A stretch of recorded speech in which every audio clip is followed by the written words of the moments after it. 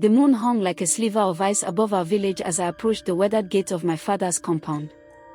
My feet throbbed with every agonizing step, not merely from the jagged stones underfoot, but from the crushing burden that clawed at my soul, tearing deeper with each breath.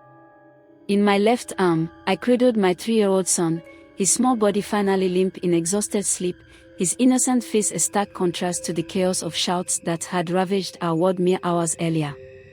In my right hand, I clutched a solitary plastic bag, its meager contents a pitiful testament to the ruins of a life I had once dared to envision as whole. I paused before the heavy wooden door, my breath shallow and ragged, as if the very act of standing there exposed my shattered spirit to the merciless judgment of the night. My hands trembled uncontrollably. Why? This was the home of my childhood, where these mud brick walls had once echoed with my innocent laughter and the rhythmic pounding of maize in the mortar. Yet tonight, they loomed like an impenetrable fortress, barring entry to the unworthy, amplifying the isolation that gnawed at my core. I recalled the day I had departed 5 years prior, the joyous ululations, the vibrant chitined fabric swirling in celebration, and the pride gleaming in my mother's eyes as she proclaimed to the gathered villagers, her voice swelling with unbridled hope, "My daughter has found a king among men." But that king had revealed himself as a venomous apparition, his palace a suffocating cage of endless torment. Gazing at the darkened windows now, I whispered to myself in a voice barely audible, fraught with dread and suspense, will they welcome a daughter seeking refuge, or condemn a failure drowning in shame? How vividly I remember the inception of it all. It bloomed like a forbidden flower in the dry season, only to wilt into thorns that pierced my heart relentlessly. He had christened me his Nyota, his guiding star, in words so mellifluous they blinded me to the shadows festering in his gaze. He promised horizons beyond our village dust, and I savored that love like a ripe mango in the heat of January, juicy, intoxicating, brimming with unripe potential that masks the rot beneath. Yet, as all fruit must, it decayed from within, leaving a bitter poison that seeped into every corner of my existence. The first elevation of his voice I dismissed as the strain of daily labors, my heart aching with naive forgiveness. The initial strike of his hand, I convinced myself, was provoked by my own words, the pain blooming like fire across my skin while shame choked my throat. Disrespect became my staple sustenance, as predictable as the dawn, each insult carving deeper wounds into my dignity. He would return under the cover of night, reeking of perfumes foreign to my skin, and when I dared inquire, his laughter pierced like a thorn, cold, mocking, stripping away layers of my soul with each cruel syllable. "Where will you flee, eh? You are nothing without the shield of my name," he sneered, his voice laced with contempt that echoed in my nightmares, hurling my plate of food across the room in a shatter of humiliation. I endured for the sanctity of that word, marriage. I persisted to evade the label of the broken woman, the one whispered about by the aunties at communal gatherings, their tones dripping with pity and disdain that twisted like knives in my chest.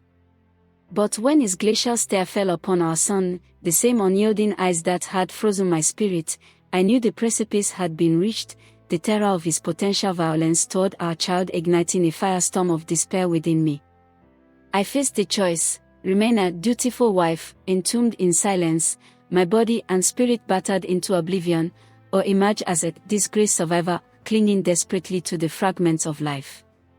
At last, the door creaked open, its hinges groaning like an accusation in the still night. My mother emerged, a flickering lantern clutched in her gnawed hand, casting erratic shadows across her lined face. The light caught the swelling beneath my eye, the grime matted in my disheveled hair, the exhaustion etched into every line of my form, each bruise a silent scream of the hell I had escaped. She did not envelop me in her arms. She did not relieve me of the child's weight. Instead, she exhaled a long, burdensome sigh that struck harder than any blow, reopening the raw wounds of rejection. "Say," she murmured in a tone rough as sandpaper against tender skin, her voice heavy with cold disappointment, "what folly have you wrought? What tales will the neighbors weave at dawn when they spy you returned?" In that instant, the earth seemed to vanish beneath me, plunging me into an abyss of utter desolation. It was not the gnawing hunger that broke me, nor the fading bruises upon my flesh that throbbed with unrelenting agony. I crumpled to my knees in the threshold, for the sanctuary I had envisioned dissolved into a hall of condemnation, amplifying the isolation that threatened to consume me entirely. The sobs wrenched from my throat were not the quiet tears of decorum, they were guttural, unrestrained, the shattering of a dam holding back 5 years of feigned composure, each cry a torrent of accumulated suffering that flooded my being. I clutched at the hem of her kitenge, my voice rising in a desperate, pleading wail that echoed my fractured heart. Mama, I am weary. My heart aches with exhaustion beyond bearing. I am no failure, I am merely a woman yearning to breathe, to exist without this constant torment. Yet she recoiled, her words slicing like a blade through my already tattered resolve. A true woman endures. She forges her heart with her very essence. You have draped us in disgrace. Where is your husband? Return and mend what you have fractured, her tone unyielding, laced with the finality that deepened my anguish to unbearable depths. Hear me now, mothers of our lands. Attend to these words, fathers and elders alike, for the pain I carry is the echo of countless silenced voices. When a daughter stumbles back through those familiar gates, a child nestled in her arms and scars etched upon her spirit like brands of fire, she seeks not to usurp your domain, nor to deplete your stores or shatter your tranquility. She arrives because the outer world has sought to devour her essence, grinding her down with blows and betrayals that leave her gasping for mercy, and in her desperation, she clings to the hope that you remain her beacon amid the encroaching void, the one refuge from the storm that has ravaged her. We are bombarded ceaselessly with reminders of our supposed inadequacies, the mamas at the bustling market that sting like venom, the chill at the family heart that freezes the blood in our veins. You admonish us for insufficient prayers, inadequate meals, faltering resilience, each word a lash that compounds the suffering we have already borne in silence. But what of the love that listens without judgment?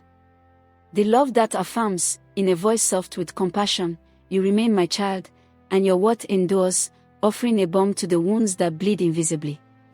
I weave this narrative, I voice this unvarnished truth, because even as I speak, another sister lingers at a threshold somewhere under these stars, her body racked with tremors of terror, her mind a whirlwind of anguish as she weighs the agony of perishing within a respectable union, a slow, suffocating death of the soul, against the stigma of surviving as an outcast, branded and alone.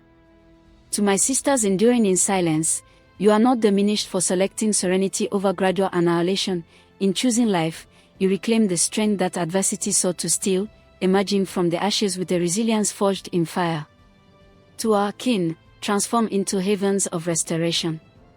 A home must not mirror the confines of another prison, it should be the sacred ground where we cleanse the grime from our souls and reclaim our identities, healing the fractures that the world inflicted. For in those rare, pivotal moments, a mother's embrace or a father's simple utterance, welcome home, spoken with genuine warmth, may well be the thread that preserves a fragile life, turning despair into the dawn of renewal. I am Dorcas. I have returned, battered but unbroken. And though their affection wavered in the face of my pain, I have risen from the depths, learning to love myself with a fierce, unyielding grace. In this victory, I stand whole, a testament to the enduring power of the human spirit.